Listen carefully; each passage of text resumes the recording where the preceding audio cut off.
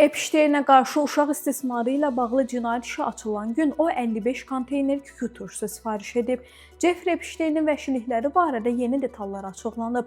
Amerikalı araşdırmacı jurnalistlərin yazdığına görə, Amerika Federal Təhqiqat Bürosu Epsteynə uşaqların seksual kürəliyinə dair iş açdığı gün o orgiya adasına, özəl gecələrin əksəriyyətinin keçirildiyi yerə 1250 litr kükürt turşusu sifariş edib. Məqalə müəllifləri bildirirlər ki, kükürt turşusu bədən hissələrini həll edə bilər və maliyyəçi bu yolla meyitlərdən xilas olurmuş.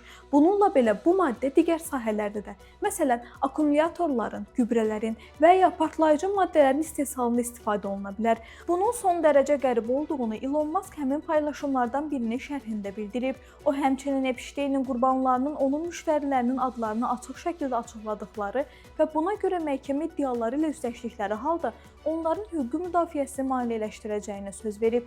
Qeyd edək ki, bir neçə il əvvəl müzakirə olunmağa başlayan Epsteyn işi Amerika Ədliyyə Nazirliyinin 30 yanvar tarixli dərcindən sonra gündəmə gəlib. Siyasətçiləri, lordları, kral ailə üzvlərini və bir çox başqalarını ifşa edən 3,5 milyon fayl açıqlanıb.